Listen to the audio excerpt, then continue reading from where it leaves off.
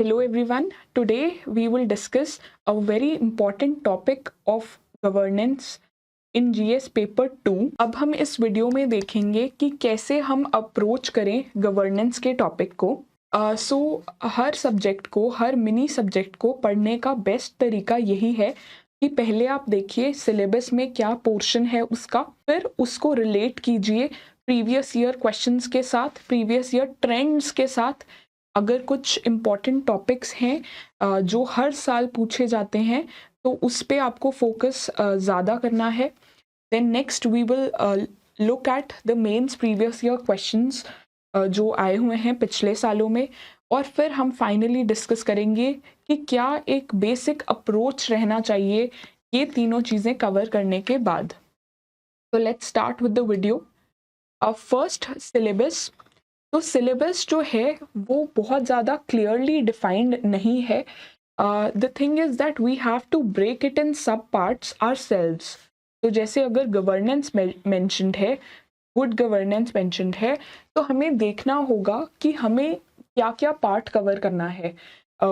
सो majorly हमारा जो एक पैटर्न रहता है विच इज़ नीडेड एंड जिसके साथ आप उस पूरे टॉपिक को कॉम्प्रिहेंसिवली कवर कर सकते हैं, दैट इज सबसे पहले it is what, then it is why is that thing important, and then the aims and objectives that the thing wants to achieve, then the benefits and the past, जो भी उसके past result है, the critical analysis, so challenges are also a part, and then after challenges, then we always look at the way forward.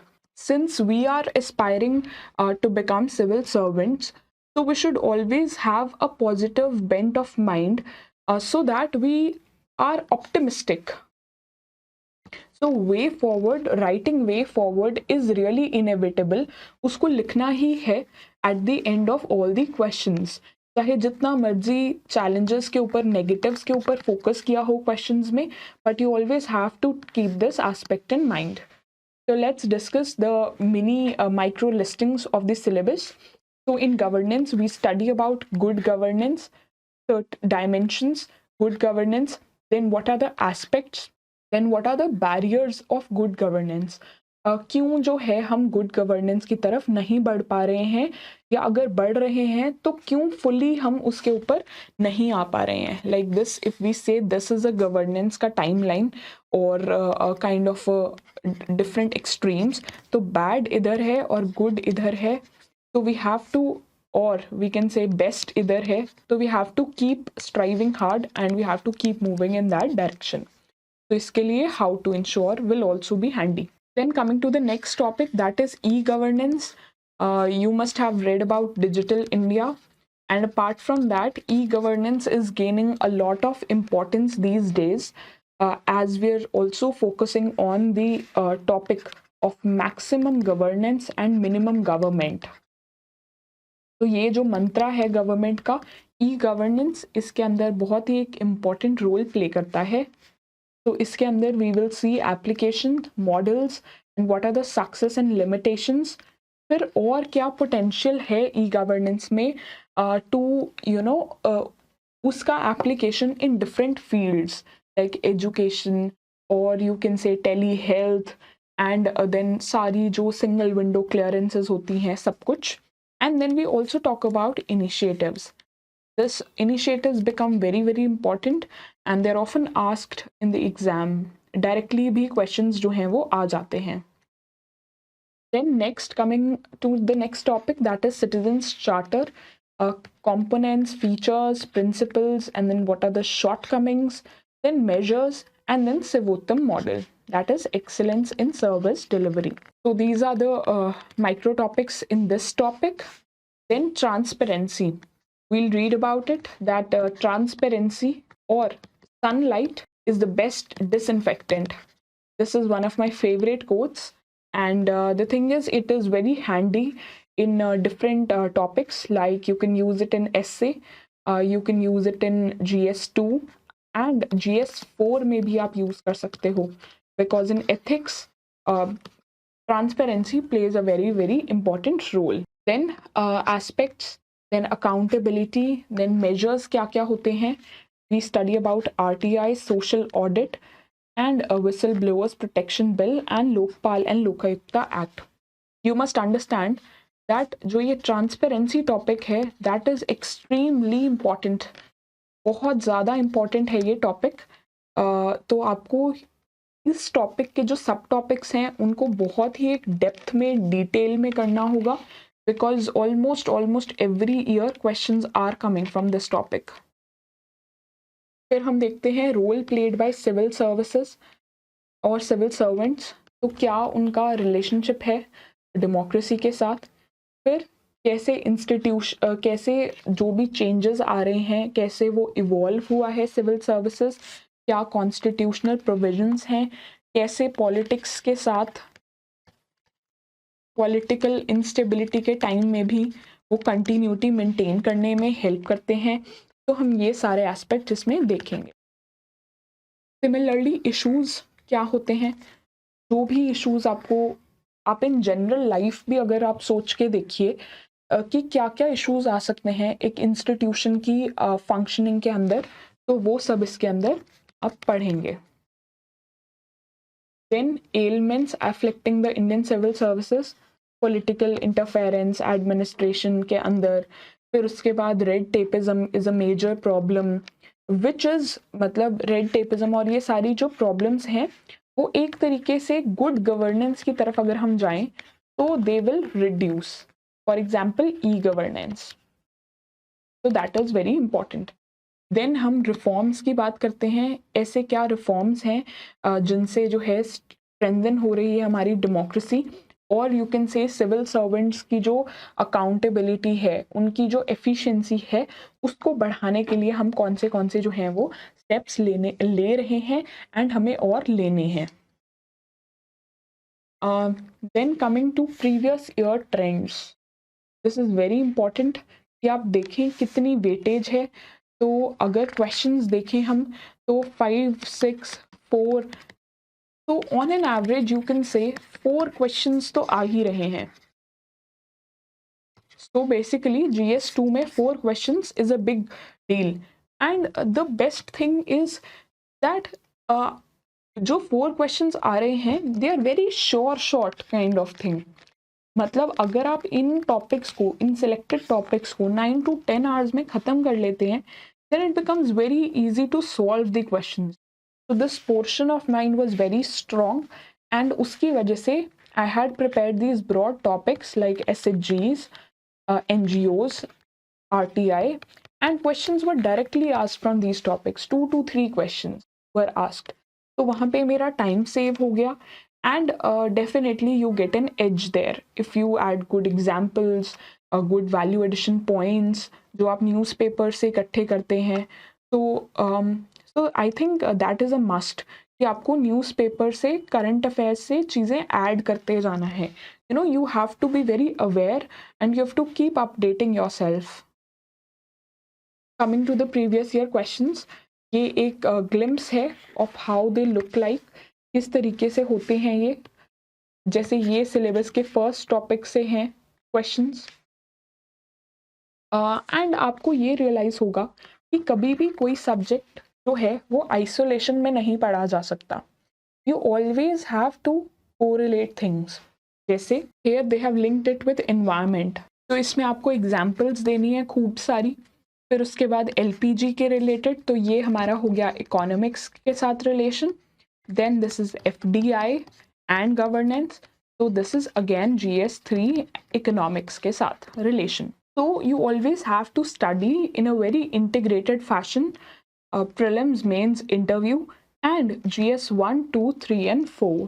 And for that matter, even essay and optional. जैसे जो भी मेरा optional था commerce, तो commerce के related जो भी मुझे बाकी subjects के अंदर मैं linkages बना सकती थी, वो मैंने बनाने की कोशिश की.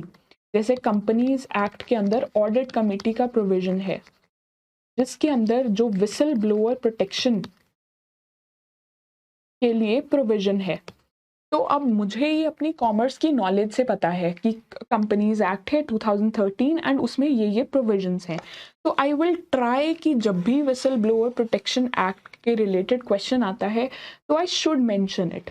So that is how you have to interlink topics, and I think interlinkages is one such thing which is really going to fetch you good marks, because उससे आपकी understanding test होती है if the candidate is able to relate things. Then talking about the next thing, this is a question from development processes topic in syllabus. Then these are all related to NGOs के related हैं ये, non state actors, civil society organisations के related ये हैं। And this is a very important topic. NGO से almost हर साल, हर दूसरे साल क्वेश्चन आता ही है, तो आपको ये इम्पॉर्टेंट अच्छे तरीके से करना है। Then these topics, these questions are related to self help groups and micro financing. Self help groups का कॉन्सेप्ट जो है वो एक तरीके से गेम चेंजर है for a lot of ways. जैसे it has brought about women empowerment. उसके अलावा एसएचजीज ने बहुत से लोगों को पावर्टी से निकाला है। सिमिलरली लोग सेल्फ रिलायंट हुए हैं, सेल्फ सफिशेंट हुए हैं, देन उनकी पोटेंशियल भी बड़ी है, तो दैट इज़ देयर। तो इट इज़ एसएचजीज का कॉन्सेप्ट जो है is more than just economic. Economic के अलावा सोशल होता है, upliftment of people, ethical transformation, innovation, all these things are also included. Then e-governance भी एक बहुत इंपॉर्टेंट टॉपिक है। इस पे जितने आप स्टार मार्क्स लगा सकते हैं इसको लगाएं, बिकॉज ई-गवर्नेंस इन जनरल अगर एक क्वेश्चन भी आता है, बट ई-गवर्नेंस का यूसेज जो है that is there in almost all papers. जहाँ पे भी आपको गवर्नेंस में लैक्स दिखते हैं, वहाँ पे आप वे फॉरवर्ड में जो है वो ई-गवर्नेंस को इंक्लूड कर सकते हैं। सिटीजन्स चार्टर देखिए, अब ये सिटीजन्स चार्टर पे क्वेश्चन जो है that is directly from the syllabus, directly it's mentioned very evidently, बहुत अच्छे से मेंशन किया गया है सिटीजन्स चार्टर, तो उसी से जो है वो क्वेश्चन आया है। देन आरटीआई, ये 2020 का क्वेश्चन है जिसके अंदर आरटीआई को एनालाइज करना था। अगर कुछ भी रिसेंट चेंजेस होते हैं वो you have to keep them update, you have to keep updating your material, your notes, and your general understanding also.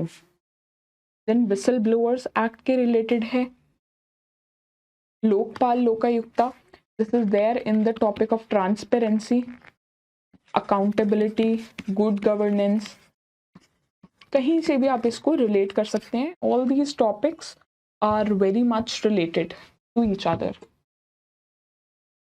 हमारे प्रीवियस ईयर क्वेश्चंस जो हैं वो ख़त्म हो चुके हैं। अब मैं एक जनरल अप्रोच डिस्कस करना चाहूँगी जो आप गवर्नेंस में फॉलो कर सकते हैं। तो फर्स्ट वुड बी कि आप सबसे पहले ये देखिए कि जो जैसे मैंने आपको बोला कि प्रीवियस ईयर क्वेश्चंस देखें और उसको रिलेट करें। तो similarly now I will discuss the approach with you कि गवर्नेंस को आप कैसे कंप्लीट कर सकते हैं। तो फर्स्ट इज सिलेबस देखें, प्रीवियस ईयर क्वेश्चंस देखें, then you pick up any document like Prahar is a beautiful document, या फिर आप कोई भी और कोचिंग इंस्टीट्यूट का भी उठा सकते हैं जिसके अंदर जो टॉपिक्स की माइक्रो लिस्टिंग करके वो प्रॉपरली एक्सप्लेन्ड हो कि किस तरीके से जो है आप उसको टॉपिक्स को कर सकते हैं, या फिर आप गूगल भी कर सकते हैं।